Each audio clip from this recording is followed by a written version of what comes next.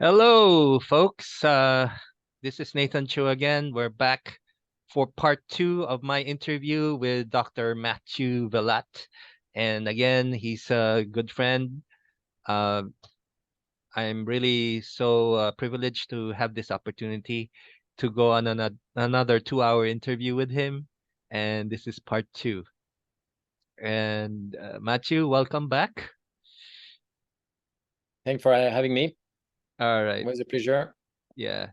So, in the last question I asked of you, we talked about what Skinner meant by a pre-scientific way of Yeah. explaining human behavior.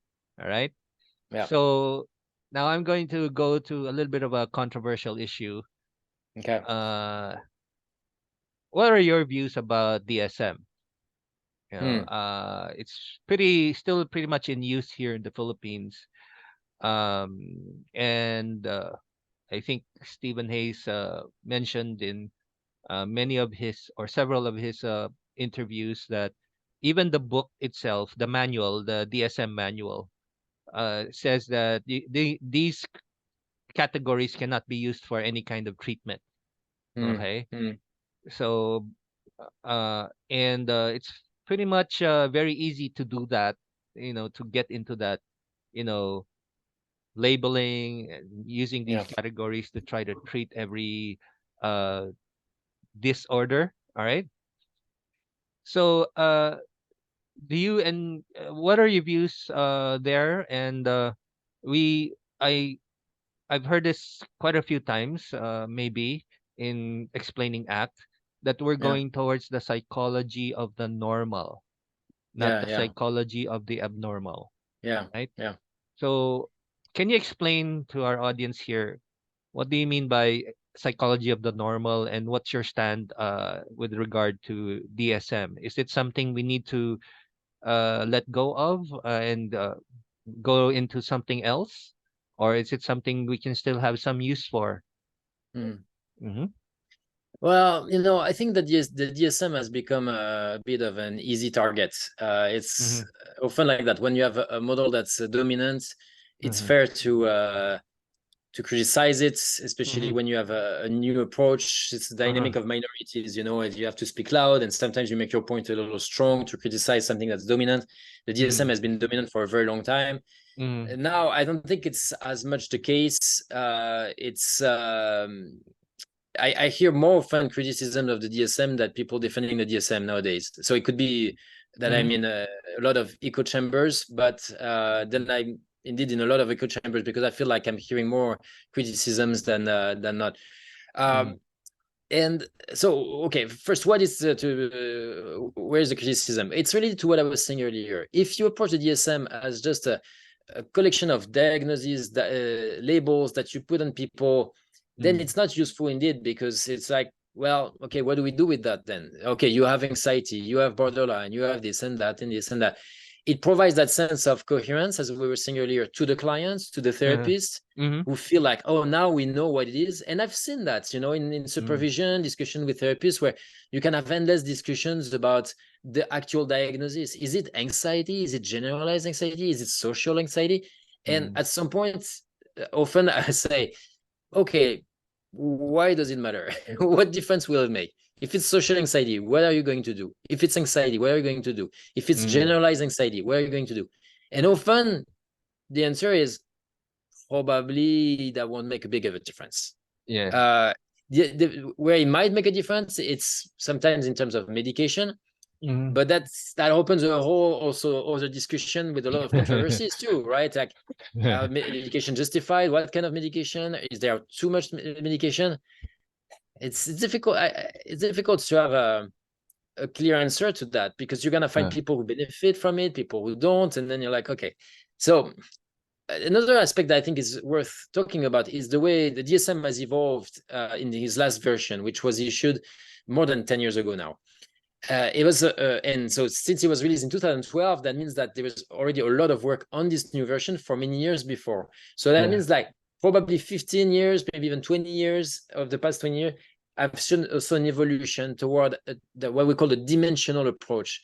So the big switch is basically that instead of having an approach where you have a disorder, you don't have a disorder, it became a little more like, well, it's a little more of a continuum. You may not necessarily have a disorder. It may be that you have the subclinical level, and that was explored for. I don't know if it was for all disorders, but a lot of the disorders. I was particularly familiar with the domain of psychosis because that was something that I was studying in my PhD.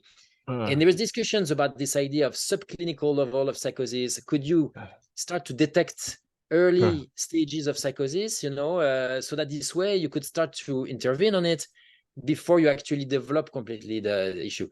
But then what I see now is that's my view on it. I feel like we have extended the definition of those disorders so much because they can be at subclinical level that it seems like the whole population fits in the disorder now. Like there's a huge explosion of diagnosis of people on the spectrum of autism. There's been the case also with ADHD. You take borderline, and there's so many different kinds of borderline. They're not necessarily in the DSM, but they are talked about at least among professionals and in the even in the lay audience. You see that with trauma too, with the concept of complex trauma, which is not in the DSM, but it's a concept that's used a lot by therapists now. So what I'm saying is that it's something interesting about this idea of continuity, because I think we can all have that sense that it's not an all or nothing. You can have a day where you feel sad, with low energy, and in some ways, yes, you are showing some symptoms of depression, but you're not at the level where you have the DSM criteria. But is it worth acknowledging your feeling and maybe doing something about it? Yeah, probably. Especially if it lasts for a couple of days, you know. So it's not a bad idea to approach even subclinical level as potential issues. But if we start to pathologize everything and say that everything becomes autism because you are different in the way you interact with other people, and then say it's autism, to me, it's gone way too far. So in the end, if again, it's, you know, I was saying earlier, when you get too fragmented, step back and try to see patterns. It's the same idea here. There's all kinds of categories of disorders, and now they can be subclinical and this and that. That's a good time for you to step back and say, okay, what are we trying to do exactly here? Trying to help people live better. How can we define that? And then it helps us switch back to a model that's probably, again, simpler. It's like, okay, people are happy when they live the life that they want. Okay, let's define that a little more. When they have a sense of connection, belonging, purpose, you go back to very basic needs. The need to belong, safety, exploration, freedom, autonomy. You have 2, 3, 4 maximum basic needs, and when you can balance those needs every day, you're happy, you're well. So the DSM, is it useful, not useful? It depends on how you use it. It can help identify patterns of behaviors, like OCD, for example, obsessive compulsive disorder. Yeah, you can see someone who has a tendency to engage in behaviors, rituals, for example, to anxieties, and often if they show that, then there are certain behaviors that you're going to see also that come with that. Same thing with addiction. The ways, if people have never seen it before, you can look at that on online, like a DSM, an example of diagnosis, and you will see it's a list of criteria. So you have 3, 4, 5 behaviors listed. And then it's like, okay, if you meet this criteria, then you have this disorder. It's why not? It's a way of you said prediction and influence. Well, it's a way of predicting to some extent. You say, okay, well, probably there are other things that will come. In terms of influence, it's a little more questionable. It's basically the idea is, okay, and then what? Once you've put that label, then what do you do with that? If that doesn't help you, then it's maybe not necessary to use it. Yeah, Matthieu, I think there's a kind of a negative. Oh, 2 shrinks over drinks. 2 more shrinks over drinks. Yeah. Let me drink to that. Anyway, what's I gonna say? Well, sometimes it has a deleterious effect on people's psyche. You know, it's like, okay, so I'm major depressive. I have major Mm. depressive disorder. So then I can't do this. I can't do Yeah, this. I'm borderline personality disorder. yeah, I am a BPD, borderline yeah, yeah, personality disorder. It's not I have, it's I yeah, am, or yeah, it could be I have too. yeah, Then everybody in the house has to be nice to me. yeah. Hmm. Otherwise, it's just like I have some kind of a disease, or Yeah, everybody has yeah, to adjust. yeah, Yeah. yeah. So, do you see that happening in your experience? Yeah, yeah, yeah. No, Yeah. definitely. Again, it's this effect of coherence. It breathes a story, and then it's Yeah. Building a story. what's That's a very yeah. interesting. Yeah. Again, go back to this concept of function, and the best way of understanding a term is to use it a lot in different contexts, so you start Mm, to really get it. So I'm using mm, it again. What's the function of having this label, being attached to a label, diagnosis, a story? yeah. Well, if it helps, makes sense. If it helps avoid to do things that would be uncomfortable, like for example, if I have social anxiety, so I'm uncomfortable around people, Yeah. then it's a problem because I have to talk to people and I'm anxious, it's uncomfortable, I keep pushing myself until one day someone says, oh, you have social anxiety, you meet criteria. I might respond differently to that. I might be, oh, okay, I have social anxiety. So what can I do about it? I want to change that. But I could also then start to identify with it and say, well, then I cannot talk to people, to strangers. And of course, I'm uncomfortable. Actually, I don't want to talk to people because Yeah. I am socially anxious. You see that a lot with labels that are not necessarily disorders, but are very Introvert. popular, like Introvert. introvert, Yes. or high sensitive, things like that. And some of these concepts are interesting and useful, but when you identify too much with it, it becomes like that intrinsic definition of yourself. Like Yes. Yes. it's Becomes like a cage, like a trap. totally, totally, and it can Yeah. happen with anything. You can be attached to negative things, positive things. You would think that people would not want to identify with the disorder, but it happens all the time because, again, it brings a sense of understanding. And you said very well, in terms of socially, it can definitely serve a function where Yeah. people now, okay, I understand why you're like this. It's because you Or have this and you have that, and maybe a sense of being special it can be also. that too, certainly. Yeah. Well, I mean, especially in our times when you know mental health issues, and it's a Yes. good thing, have been I think quite there are a lot of destigmatized also. now. Mhm. There are also a I lot think, of non-scientific books that talk about mass. It's a yeah, mask we wear. yeah, yeah, yeah. Yeah. Yeah, I mean, psychology is a very popular Yeah. topic. It has been for a long time, but now Yeah. with the internet, YouTube, and you find a lot of videos, resources, and sometimes they're very well done. Actually, many, even by non-professionals, I've seen some. They're very well done, but it makes that all that knowledge accessible to everybody. And but then it's a bit. Imagine that you had that not only you could read on the internet about medication, but you could also buy the medication, without prescription. Can you imagine people start to self-medicate, Yeah. I mean, it's already, there's probably issues of over prescription, but imagine Yeah. people could just, and imagine it would not be expensive. Well, it's rare to wonder if that's not something that happens also with psychotherapy. To some Yeah. extent, I read on the internet and, oh, I have a CD, and then what should I do? I Uh, read a self-help book, and it's yeah. yeah. Yeah. How about this second part of the question? Which we talk about psychology of the normal. What does that mean? Oh yeah. Yeah. I mean, it's the idea that there is a condition that's normal versus a condition that's abnormal. So it Okay. goes back to this idea that's very dichotomized between two states that are really distinguished from each other. That's Yeah. more like the old view, like I was saying, up until the DSM-4. And then it's still kind of true, but less, because now we have this more dimensional approach, like I Yeah. said, where you can think of it as more as a continuum. Like, Uh, and it might surprise people who listen to this, but it applies to all psychological issues, even mm, psychosis. You might think, oh, you either have schizophrenia or you don't.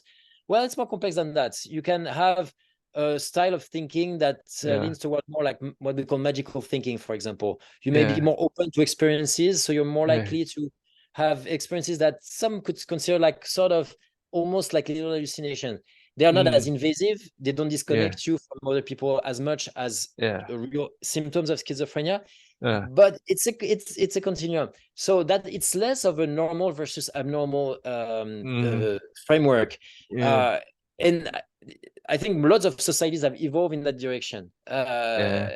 I was just saying that mental health issues have been quite a lot destigmatized over the past decade or so.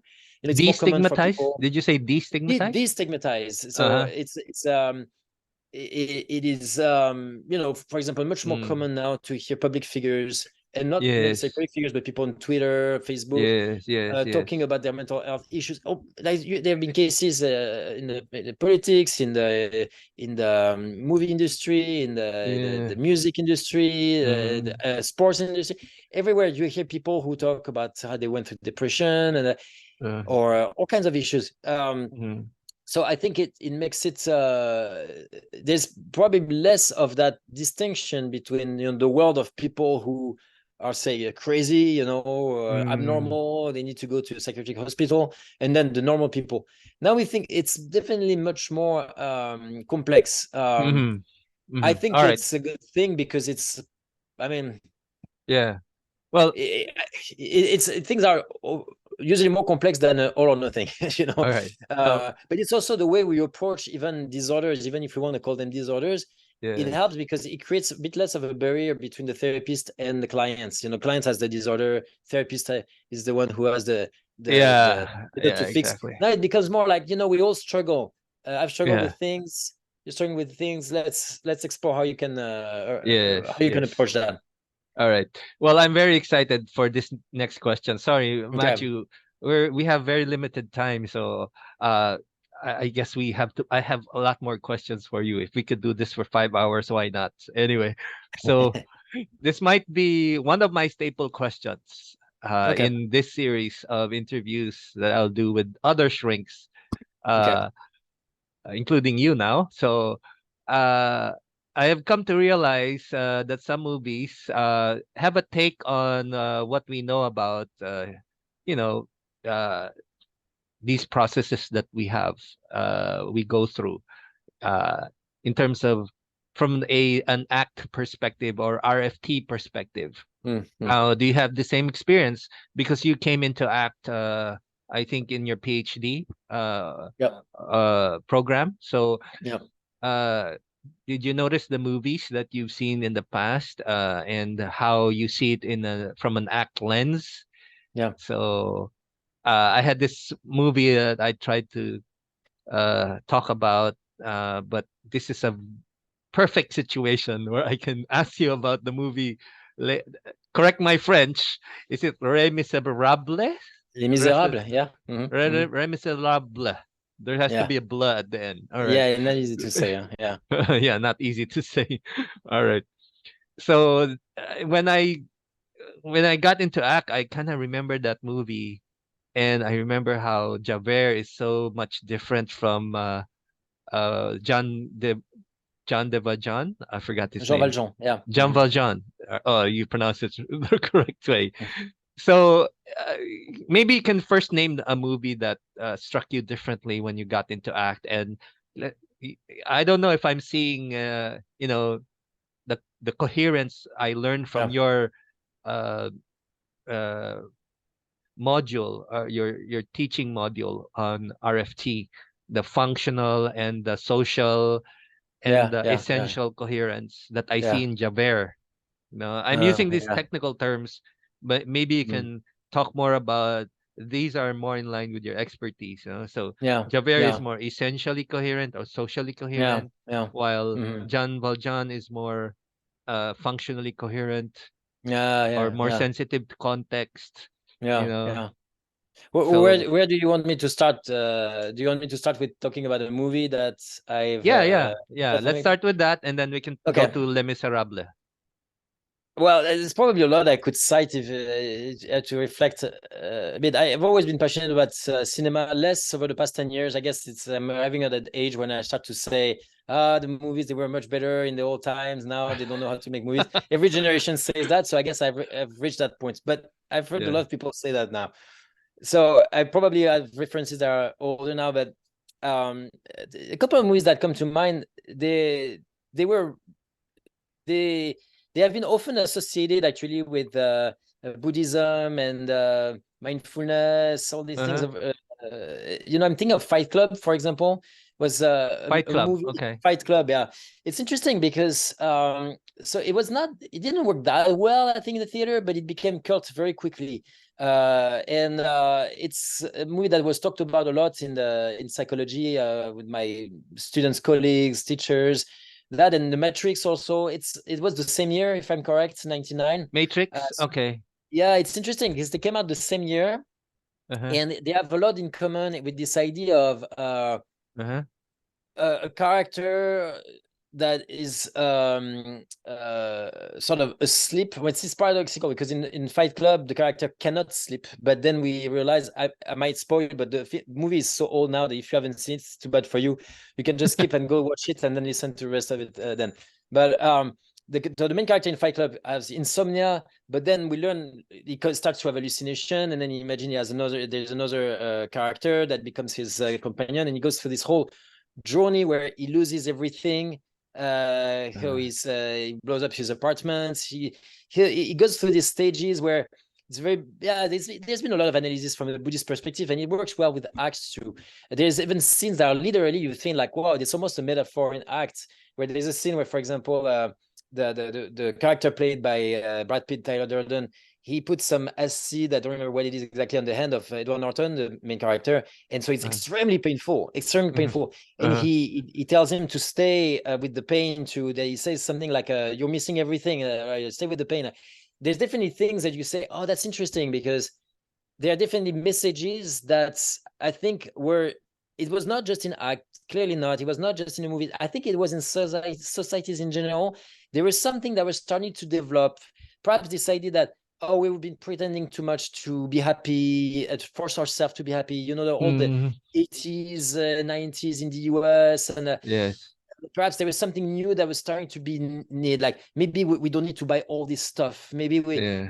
we are owned by our things, and so I Yes. think Yes. naturally, artists are. I've heard people say that artists, and so in movies, for example, they tend to see the future because they are very attuned to what is meaningful in the moments and what makes Yeah. sense, and so they naturally, even if it's not science fiction, they tend to have to be interested in what emerges from their current experiences, which is very similar to what we do in therapy. You said earlier, Mm. counseling is a science and art. I agree. Is that it's the same process of trying to move toward meaning and feeling in an integrative way. And so Mm. those movies are very interesting because it feels like they both influence societies. I think I'm a generation that has been highly influenced by movies like The Matrix and Fight Club for the Mm. philosophy. Mm. So Matrix, again, a character that wakes up, it's you could say it's a sort of metaphor for being blind to the way society is programming you to buy Mm. stuff, live a life the way you're supposed to. So Mm. you're oppressed, but you don't even know that you're oppressed, right? Mm. And so the whole idea is that you wake up, but the way you wake up is you have to die first. It's very similar in Fight Club and Matrix. You have to go through some kind of death, and then you are reborn in a more transcendent way. And now you can actually free yourself. It didn't start with those movies. These ideas have been in humanities for as long Yeah. as we know, but it was the way it was told at the end of the 90s. And it's interesting because it's also literally the first act book is 1999. Mm-hmm. uh so I'm not saying, oh, there's a conspiracy always connected. I'm saying there is probably something in the air that led to that. Steve Mm. Hayes has his own journey, his whole story and all, but in the end, Mm. is also part of a whole movement that was Mm. moving toward that. Mm. So yeah, to me, it's this couple of movies. I've often looked at them from the perspective of ACT, with the whole Yes. idea of developing awareness, mindfulness, but Yes. also commitments to. So, for example, you see in I think there's a strong element of letting go in Fight Club. There's that scene where he's on the highway, he's driving, and he says, Yes. okay, take off your hands from the steering wheel, and no, you cannot do that, and then they let go and they end up having an accident. So that's an illustration also of letting go of control. I think there's even, if I haven't seen it in a while, but there's some lines that are specifically about control. In the Matrix, there's different scenes like that where he needs to let go. You know, it's where I think if I remember, he needs to jump, but every time he falls. So it's until he lets go of control, if I remember well, then he has have that form of transcendence. It's very similar to ACT, where the idea of accepting, and then you feel actually now that you are yourself. So at first you're afraid of accepting because it feels like surrendering to your pain, to the elements. It's like, no, I don't want to give. Accepting feels like giving up. And then when you really do it, you realize, oh no, it's not giving up, it's not losing. Now actually I'm really living. Now I'm really living my values. So it's very similar. Now about the Misérables, Les Miserables. I have a bit of a story there, Les Miserables. Yeah, go ahead. I had that realization after I went through your training module on RFT. When I learned about social and essential coherence, and also the book by Todd Rose, there's essential thinking and there's contextual thinking. So, and especially with the essential coherence, following a rule for the sake of a rule, or social coherence, following a rule because I learned this from my parents, for example, or from a religion. All right. So, and I began to watch Les Miserables again because I realized, hey, isn't that what Dr. Matthieu was talking about? When he talks about essential coherence, isn't that Javert in the flesh? I mean, in a real, I know it's a fictional novel, but it still resonates to me up until now. He's a character who's very righteous, right? I mean, of course, following the rules, very people to the letter. who enforce the law will often first they tend to have a style of thinking or personality that make them more inclined to doing this kind of jobs. It's who becomes therapist, who becomes a policeman, or thing. Of course, there are a lot of people who could do either way. They could develop, but you tend to have a way of thinking, of behaving, a personality, whatever we want to call it, that fits well. It means to be a policeman, you need to like following rules, and also detect when people don't follow rules. That's something. If you have a tendency to be more permissive, more open to variations, you tend to like to break rules and everything. If it's well channeled, it can still work as a policeman, but it's often going to be an issue because you're going to be too much. You're going to question the rules all the time. You're going to be like, well, but it's kind of arbitrary. Do we really have to drive that fast here? And then you see someone who drives too fast and you stop them and you're like, I'm not going to give them a ticket because that's kind of arbitrary. It's not going to work. You need people who are more different things. That doesn't mean they're necessarily essentialists. That it can be also that they're very they have a lot of they respect rules, but they also understand why the rules are there. Respecting a rule doesn't mean that you're just following the rule blindly. It can also be that you're aware that if everybody could drive the way they want on the road, then we would have a lot of accidents. So maybe sometimes it's gonna feel arbitrary, but in the end, it's a good thing that we have limitation. The problem with Javert is that it becomes that place of righteousness, and we can in therapy that happens. We work with clients who might be in that place. Everybody can be in that place, where you're so attached to your view of the world or rules or how things should be that you have a very hard time even considering that other people could see differently. You see it as essentially true. And it's a threat you experience it as a threat to yourself or to your philosophy, to your worldview. If that rule is not recognized as an absolute truth, then everything is threatened. That's something that you can experience as a result of being betrayed, for example. You betrayed by someone who you trust. Okay. And then it's like, whoa, that cannot be that. If then what does that mean about everything in a way? It goes back to detecting coherence. It's like, wait, that can be. So often, yeah, it's you have a history that leads you to be very attached to rules. It's let, a let, let me cite an example. Maybe I've seen this in the clinical setting. yeah, Uh, you, you have somebody who had been betrayed, as you said, yeah, right? So let's say just for an example, let's say it's a woman who had been betrayed by a spouse or a partner, yeah.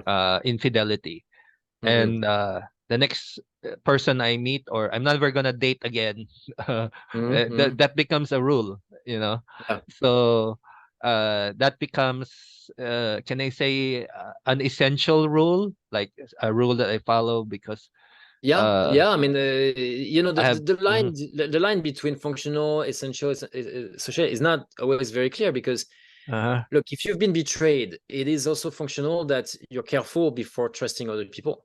Yeah. But the problem is if you start to make it an absolute rule, you're like, well, all men are like that, for example. This woman Yes, was yes. betrayed, partner Yeah. cheated, and then it's like, Yeah. well, men are like that. It's Yeah. Like, it could I you don't could want to date for a year. I don't want to date for a year. It's going to be scary. Or 2 years. Or maybe it could some be people functional. take 5 years.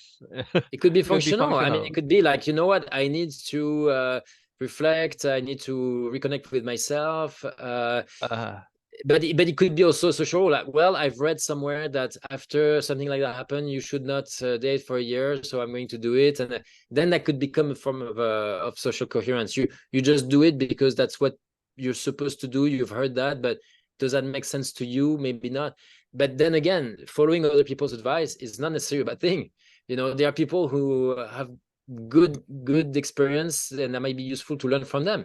yeah. It's an issue we experience in therapy all the time, right? Where the Mm, therapist has knowledge, expertise, mm, and so it can be useful to also share that expertise with the client. But mm. we also want the clients to connect with that in a more organic way. We don't want Yeah. clients to just follow advice, or Yeah. else you can reinforce this tendency to conform with the rules without having a true deep understanding.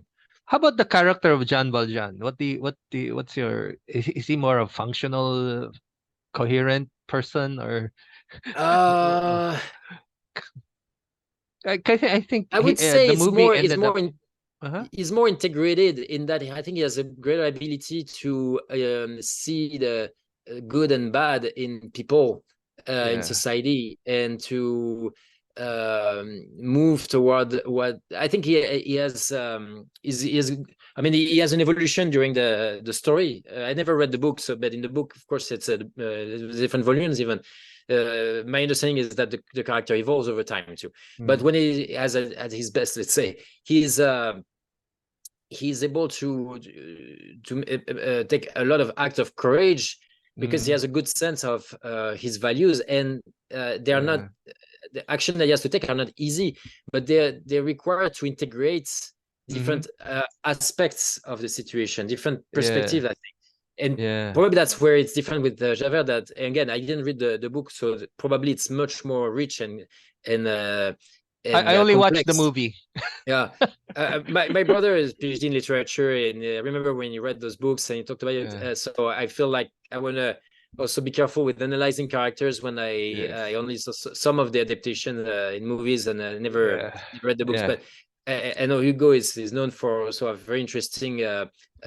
characters. Psychologically speaking, it's probably much more complex than what we're saying here. But anyways, at some level, you could say that Javert is probably much more monolithic in his way of thinking. Yeah. That's often the case with righteousness. It's like, Yes. well, bad people, good people. Yeah. Whereas in Jean Valjean is probably more having been through a lot, has had experiences to see people who seem to be good but maybe were not so good, people who seem to not be good but were good. Yeah. There are some interesting scenes in the story where I think it's at the beginning of the story when he steals something from a monk or something like that, and then the monk sees that he stole something, but he gives it to him instead of calling the police. And Yeah. I think that's the kind of experiences that can really foster a sense of value and integration and compassion in a character. Because in a way, it doesn't make sense. I'm stealing Yeah. something. Why does he not call the police? Why is he? And I Yes. think that's transformative. So I think in the end that, yes, if you define functional coherence as Yeah. pragmatic, but that means also integrative, holistic, then yes, I Yeah. would say probably the character, perhaps even the book is about moving toward functional coherence for this character. I'm not sure. I would have to read it or to study more the evolution of the character. Yeah. Well, anyway, we can A lot go on of and on for this. stories, in the Uh, end, a lot of stories mm, are about an evolution of a character yeah. from essential or social coherence toward functional Yeah. coherence. It's often the arc, like in the Yeah. Matrix or Fight Club, a lot of social coherence, a lot of being blind to some important experiences, and then eventually you go through experiences that are Mm, challenging. You suffer, uh, you discover new ways of thinking, and eventually you are able to integrate all that. That's the yeah. process of the arc of a lot of stories. Yeah. Well, we're short of time. But I'll make this quick, but this one is really a big question to me. I also read a book. So Javert in that uh, movie or in that book, I don't know. I haven't read the book, but in the movie, he threw himself to death. So he Yes, that's committed right. suicide. That's So right. there's a book that says that if we um, follow strict rules in our lives, and I've seen that in the clinical setting, people have so many rules. They complain about being lonely, right? Yeah, yeah, yeah. So Hmm. how does the process go? It's a process, right? Like a Yeah, procession of events. So you yeah. start from something like social coherence or very Uh-huh. rigidly following rules in your life. Like, okay, I've seen this with parents, this Yeah, is was the way I was raised when I was a kid. That's the way I'll raise my kids. I have to yeah, use yeah. corporal punishment, stuff like Yes. that. Okay, so uh how does that evolve from being, the process of variation, selection, and retention, right? How does that evolve from following very strict rules and becoming very lonely and with Javert eventually killing himself? Yeah, yeah. But Like, because life becomes meaningless. because when you follow rules too rigidly, it prevents you from making connections. Mm-hmm. A rule to follow a rule, to really following a rule, you actually have to do it with flexibility. Because as soon as you try to do it too literally, you're Mm-hmm. actually not able to apply it. Mm-hmm. You're constantly going to face situations where the rule cannot be applied exactly the same. Mm-hmm. It would be like going back to the idea of opening doors. Mm-hmm. It's something simple that seems like you should never be subject to variation and flexibility. To open the door, you put the key Can, in the. can I use an example here? Let me Oh, go ahead. see if Yeah, I get it right. Let's say that the thing that's happening in Florida right now, the immigration rules that yeah, are being changed, mm, and the essential rule is so where we have to kick out all the immigrants, right? yeah, The U.S. That's a problem, right? So, hmm, but when you do that, then who's gonna pick the fruits, right? yeah, yeah, yeah, yeah, So yeah. it's not functional. Yeah, there's often issues around that. That's true. It's basically when you try to apply a rule too rigidly, that forces you to ignore the complexity of the situation. Yeah. That's why I was saying, even if you take something very simple where you feel like, well, it's not gonna be subject to Yeah. interpretation or not complex. To open the door, you put the key in it Mm, inside, and that's going to work. You can just be very rigid with this rule. Why would it ever be that? Actually, that's not true. There's gonna be time when you put the key in, and it doesn't work. Why? mm, Because maybe it needs a bit of oil, and have you ever had to like kind of push mm, the key a little bit, and then maybe you don't have the key, but there's someone inside, and there's a fire, and you just need to break the door.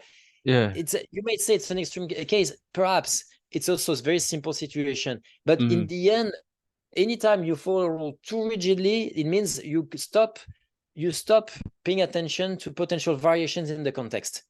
Same Mm. thing, you drive your car and you're like, oh, I always need to respect the sign stop. But what if you are at stop and you see in the mirror there is a car coming very Yeah. fast who's not looking because they're texting? Well, you're gonna Yeah. have to move because you're gonna be crushed. So So you need to have that possibility of everything. And why, just to finish on what you were saying about the loneliness, yes, yes, correct. that you have to constantly cut yourself from part of your experience. Like for example, in a family, Yeah, so there are situations where the father shoots himself dead, you know. yeah. Uh how does that progress to suicide? Like Javert, following rules, how does the you know first of all the rule following, and then the loneliness, and then the loneliness to killing Yeah, yourself. I think, loneliness is a big factor of suicide. Disconnection is a big factor of suicide. But I think in the Mm, case of Javert, I have to go back to the story exactly to what the last scenes that lead to that. But my guess mm, is it has something to do also with his righteousness, the sense of coherence. mm, To be coherent with his role, then he has to kill himself, because that's what it's less. Perhaps I could be wrong, but I have to go back to a story. But I think it might be less an act of desperation than an act of righteousness when he kills himself. I could be wrong. mm, I'll have to go back. It would be mm, interesting, because there's mm, different functions of suicide. There's different function of motivation behind that. For some mm, people, it's an escape. It's intolerable. There's too much stress. They mm, don't see any way to. They have to kill themselves because it's a hope that they will find some sort of peace outside. For other people, it could be out of making sense. It can be, mm, well, if I kill myself, then I won't be a burden for my family. mm. Maybe there will be a life insurance, and my kids will have money, and then they start to build a story where it's the right thing to do. And then, Okay. so that's actually a very attractive Wait, behavior. Matthew. I still Yeah. haven't established the connection between essential coherence and loneliness. How does that process go? That's because I was saying is that it prevents you from making connections. The more you're Can you rigidly attached to your view, the less it's like you're trying to fixate something that is more dynamic. can you give an example of how that Yeah, can happen in real life? yeah, Like for yeah. For example, a example, father who yeah, has so many rules about, yeah. Or or a the husband who has so parenting. many rules A about lot his of wife. parents, a lot of Uh, parents mm, have good intentions in their parenting with their kids, but then they mm, are too rigid in their parenting, mm. and they end up actually disconnecting from their kids, especially when adolescence comes. So, for example, they think it's Okay. important to have consistent rules, and it seems good because, yeah, kids need consistency. But I have very young kids. I can see it very often. It's sure you can have principles and even some rules, routines, Mm, but if you're too rigidly attached to it, you're going mm, to get in conflicts all the time with kids. and mm, and kids have high emotions. They can be mm, dysregulated easily for very small things. You think, okay, it's time to go to bed, no big mm, deal, they are tired. Who doesn't want to go to bed when they're tired? Well, kids. mm, mm, Kids, they don't want to go to bed when they're playing, even if it's time to go to bed and they're tired. mm. And so they can start to scream sometimes because, no, they Yeah. really don't want to go to bed. If in that moment you're like, no, we will stay, you can actually create more problem, more dysregulation. And so Yeah. what can happen over time is that, yeah, sure, your kid has learned that you're very consistent with rules, which is a good thing. I think Yeah. consistency is a good thing, but Mm-hmm. they might also see that you're willing to sacrifice your empathy uh, Uh, for the rule. uh, And for what rule? Why is it so important when we go to bed at right 8 p.m.? Couldn't uh, that be 8:10 sometimes? Like yeah. tonight, I'm very Yeah. sad. I'm dysregulated. Can Yeah. we just play 10 minutes more? It's Yeah. a choice to make. It's hard, but I think Uh, if functional coherence means, in the end, it's about connection. It's about making sure that everything connects. So mm, sometimes you get a little bit flexible with the rules because that helps you maintain connection. So what mm, can lead from to isolation is that you're constantly sacrificing connection for the yeah. sake of the rule. Yeah. It's like, oh, too bad. Well, we said 8 p.m. I don't care. You can cry as much as you want. It's gonna be Yeah. 8 p.m. because that's how Yeah. it is. It doesn't work very well in the long run. It's the Yeah. thing. It seems fair. It seems like the right thing to do. Like everything Uh, is righteous. It seems like uh, it's the right thing to do, yeah.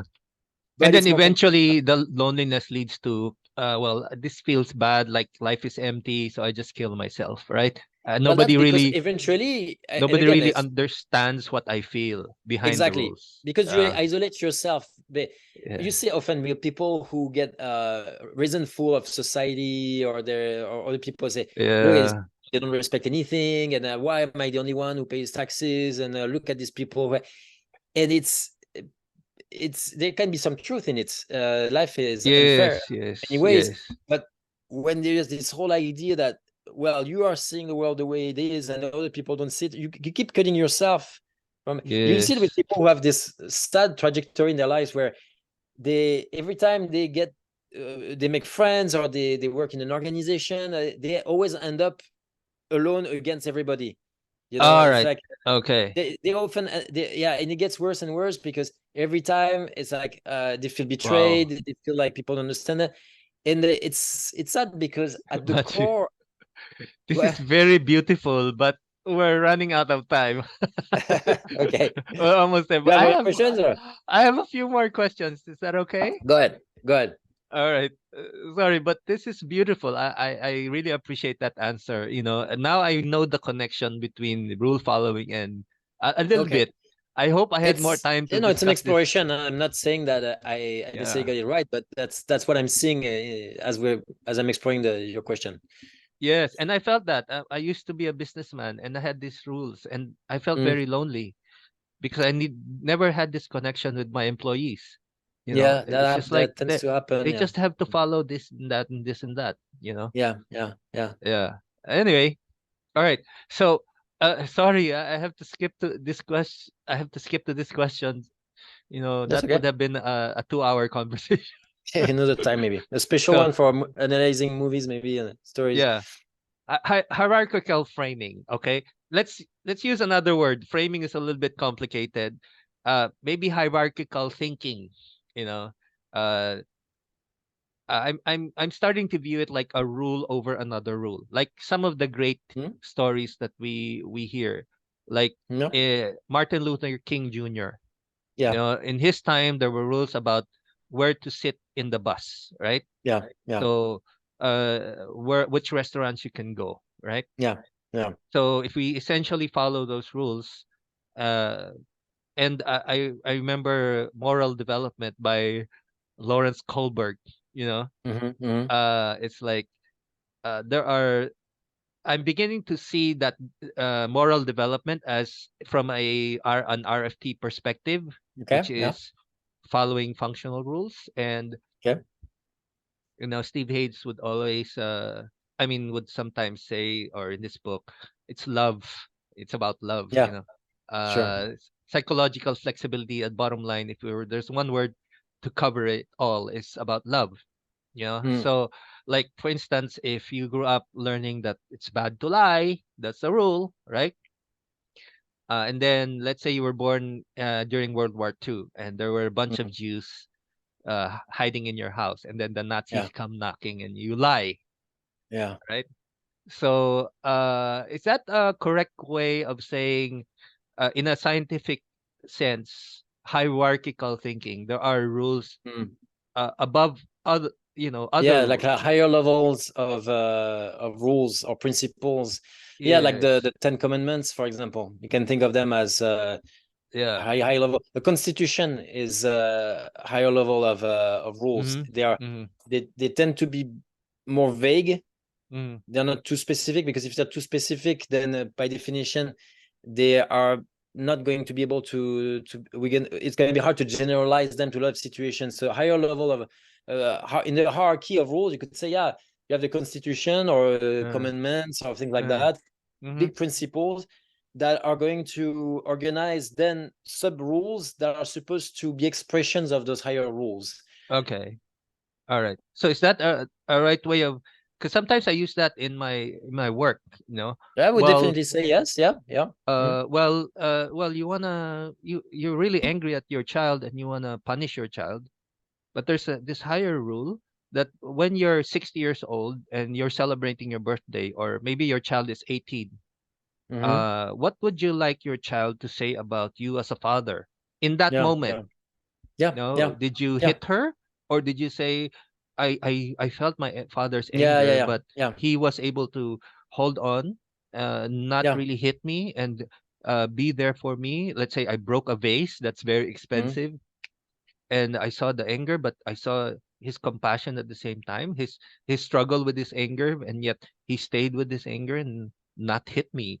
So Yeah. that's how I approach it in the clinical setting. You know, Yeah. can you look forward? It's kind of like didactic framing, right?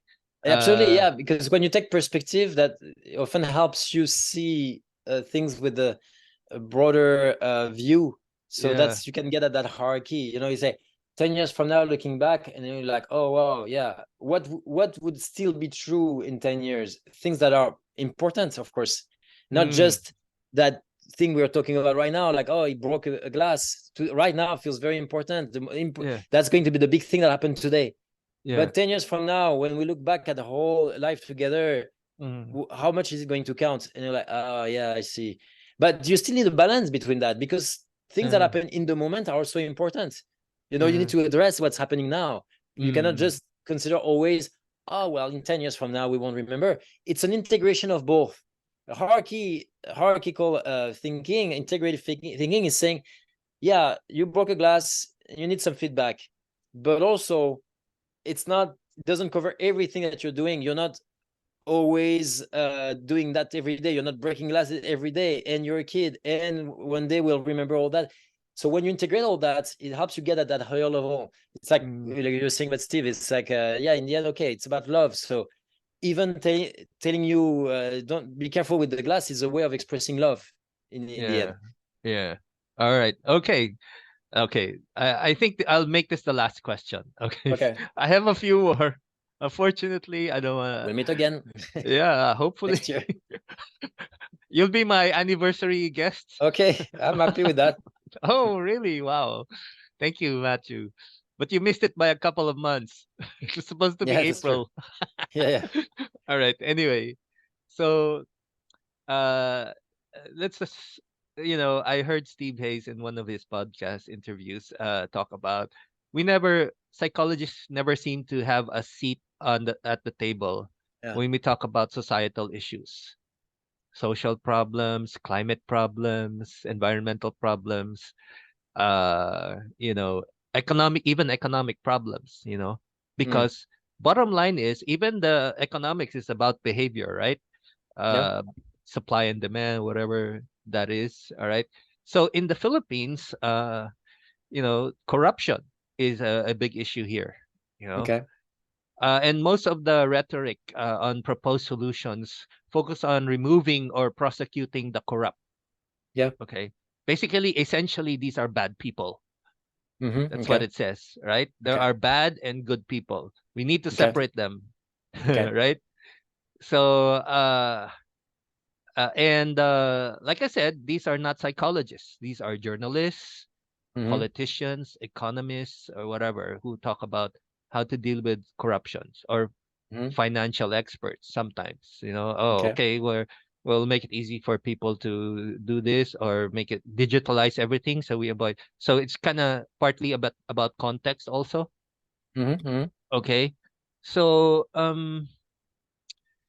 uh so we are, as functional contextualists, from, let's say, let's take example, corruption, right? Or maybe even the COVID-19 issue, Yeah. Mm-hmm. about vaccines and all that, Mm-hmm. Mm-hmm. and climate change even. Okay, we're talking about behavior here, right? Yeah. Sure. It's all behavior, right? So how come we're not getting a place on these discussions, in these discussions? How come, yeah, there's the economist, the politician, the financial expert, but never, I don't know, based on my experience, I've never seen, oh, this is, even Skinner was saying that we have a Yeah. place Yeah. among the three estates. We are the Yeah. fourth estate, Yeah. right? Yeah. So from a functional contextualist point of view, let's say, for example, corruption. What Yeah. is it that we can contribute in terms of finding maybe better solutions towards at least reducing corruption? Yeah. Hmm. Well, it goes back to what I was saying earlier about precision, scope, and depth. Hmm. in science of human behavior, what's cool is that you can have a small set of principles and you can apply the same approach to any behavior, but the approach, then you have to do an analysis to understand. So I start with corruption and I say, okay, that's a behavior. Let's define the behavior. What do we observe? You said it's a big problem in the Philippines. Okay, but so let's list all the behaviors that we see. Maybe not literally every behavior, but the categories at least. What situation does it happen? What kind of people do that? And okay, and then you try to understand again the function of the behavior. Why do people engage in corruption?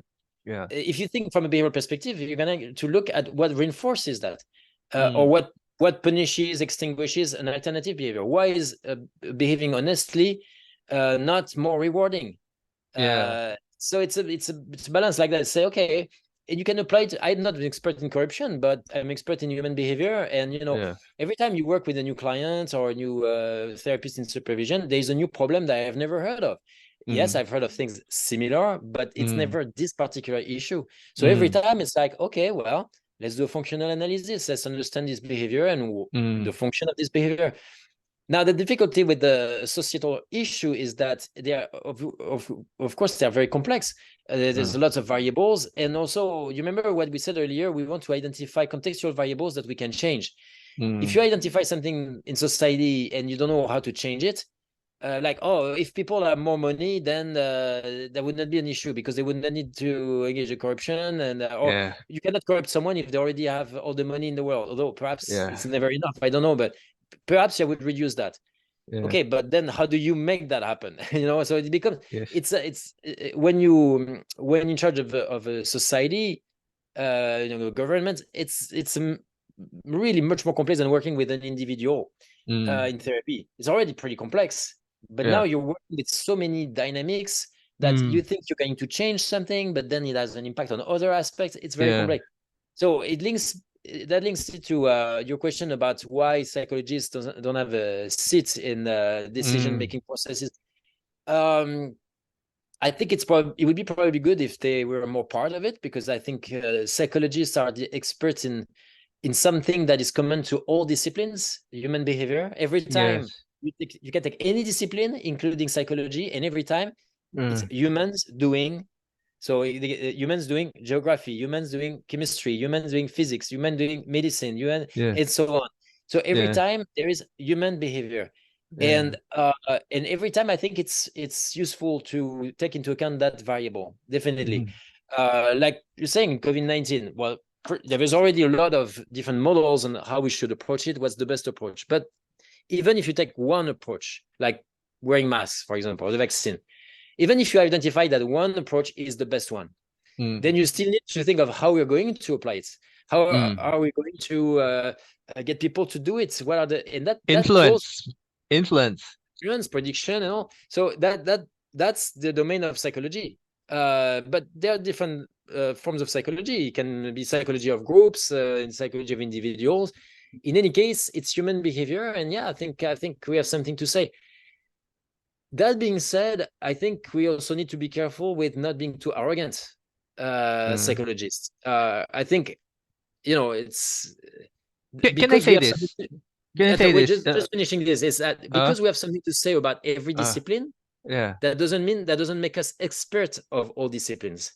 Can I say this? That doesn't mean that now we have solution to everything either. We have to be careful with that. Can I ask you this, Matthieu? Because we're coming from a field where there's a lot of skepticism about psychology, and we sometimes always put the blame on people who stigmatize psychology, right, or counseling or therapy. But I think our own history has something to do with it, because we used to think that, oh, you're doing this because you have a certain desire for your mother or your father. So it becomes very far-fetched explanations about how people behave. So in a way, I'm not a historian, but I'm saying in a way we're victims of our own let's say achievements in terms of explaining human behaviors. Now, I heard some professor say before that Freud does not belong to the social sciences anymore. He's more of a Mm. literature person now, because these are Yeah, I don't very know. Yeah. difficult things to digest. Like, oh, you did this because you have a certain sexual, you're trying to suppress certain sexual desires Mm. or aggressive desires.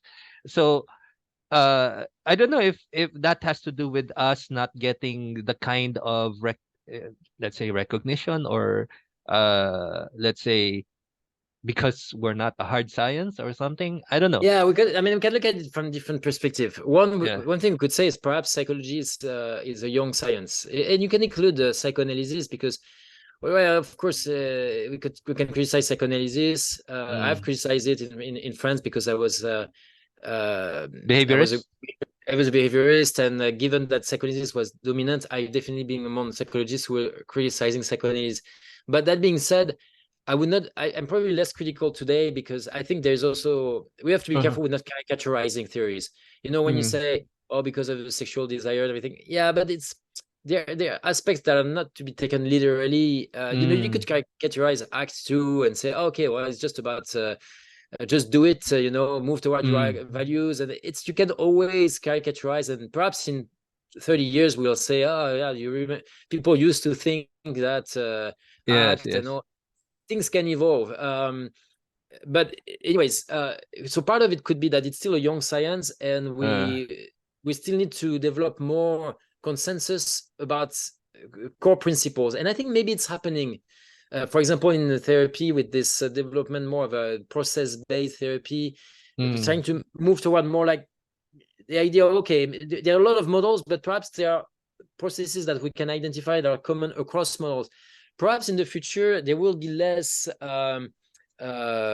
variation across psychologists, and so then maybe will be a little more credible, because not that we Yeah. want to have only one voice, Mm. but there are probably more variations in psychology than you find in physics, for example. You Mm. won't find as much controversy about basic concepts in physics and math or other domains that Mm. we find in psychology, where even for basic Yeah. things it still seems to be controversial.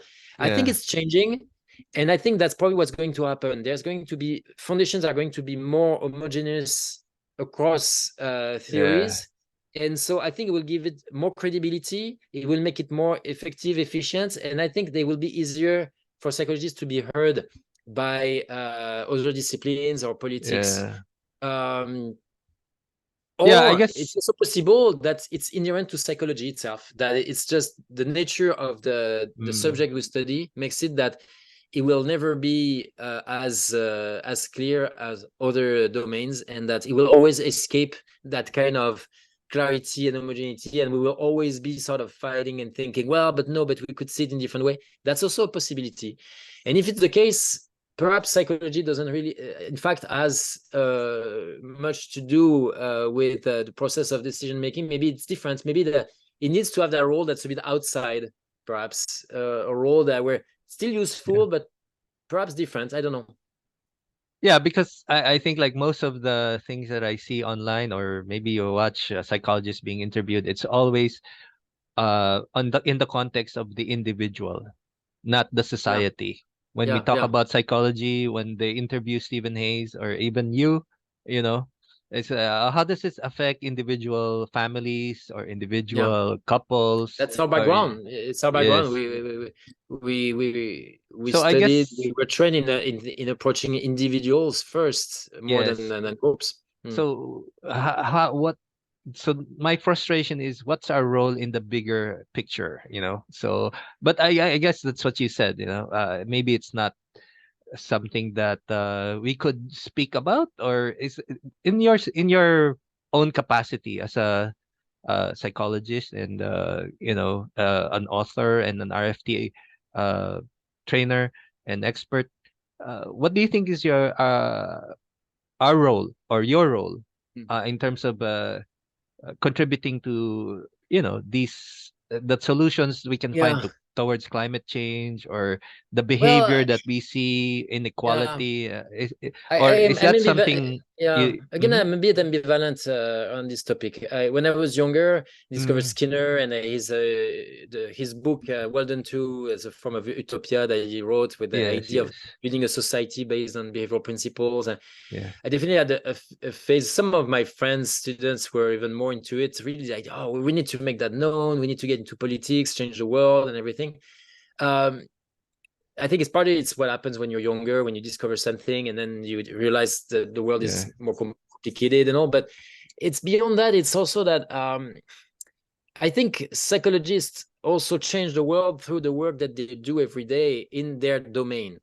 Like, for mm, example, if I work with a client and help them live better, well, I improve their lives and I probably improve the lives of people around them. And you know what? This uh, guy maybe works at the UN, and maybe that's how I change the world. Maybe I don't have to go to the yeah, UN and talk about psychology. The person who's a garagist and they mm, repair the car of someone who then goes to work at the UN. Well, he changed the world by taking care of that. The person who bakes bread, and of course, bread in France, it's fundamental. So you change the world every day by making bread. And does you have to drop your job and say, you know what, the most important is to save the planet? I'm going to drop everything. And yeah, if it's what you want to do, if it's your heart is there, go ahead. But yeah, I don't think you necessarily have to. I think in systems, and it's like, well, where we are, what we do has an impact. We improve the world when we help people being less depressed, yeah, more connected to their values. yeah, They interact with other people. We have that effect, I think, in society. And yeah, of course, we can also have perhaps a role where we talk about human behavior, where we know about human behavior among organizations that are trying to change yeah, uh, to change the society. Yeah, but I would be cautious with this idea. To me, that could also be a stage of development of psychology, a bit like an adolescent who start to feel empowered by all the knowledge that they got from school. They start to mm, feel like, oh, they don't need their parents, and they want that autonomy. They feel like they can do big things. They will for sure be also disappointed and face also the limits of their power. And it's part of development. I think psychologists might be going a little bit through an arrogant, narcissistic phase okay, as a field, thinking, well, people are not listening to us. We have so much to say. Look at our science, and it's so important. Everything is human yeah, behavior. Yeah. Okay. Um, Go ahead, go get in charge, and we'll see what you do. There's a difference between writing Walden 2 and being a president of a country. And I'm sure Skinner was aware of it, by the way. But uh-huh, it's we have to keep that in mind. So yeah, why not participating in organizations and politics? But I hear sometimes people in our field perhaps a little too much certainty about what we can contribute to, what we can do. Again, you're expert in human behavior, so we're potentially expert in we have something interesting to say in all disciplines. That's what makes psychology so special. uh, But that doesn't make us expert in all disciplines. Where okay, it's different. To have make a contribution doesn't mean you can come and say, I know how yes, to change the world. yes, yes, and maybe that's where uh there's some resistance to what B.F. Skinner wrote. Uh, Yeah, and perhaps, yeah. there Perhaps, I've perhaps. heard there was some resistance, especially from the religious sectors about Yeah, what he wrote. Anyway, yeah. uh, it's been a wonderful experience again, Matthew, and I'm glad to have you as a friend. Uh, you know, Same. uh, I appreciate your time. It's Let's give this a toast. Yes, exactly. Yeah. Two more shrinks over Yeah. drinks. All right. Last tip, you see, I Yeah, pace and myself well. I always learn a lot from you, and the relational frame uh theory module or training module that I had with you made me go back to Les Miserables, and it's really helped me with my practice so much. I'm glad. I'm glad. Okay. You always All come right. up with really interesting questions. So thank you for giving me the opportunity to have these discussions. It's challenging sometimes. It's topics that I haven't thought of, but and knowing it's recorded and all, makes me wonder, am I doing what I was just saying? Like, am I talking and without knowing what I'm talking about? I think psychologists tend to do that because of the nature of the subject that we're studying. But it's also very fun.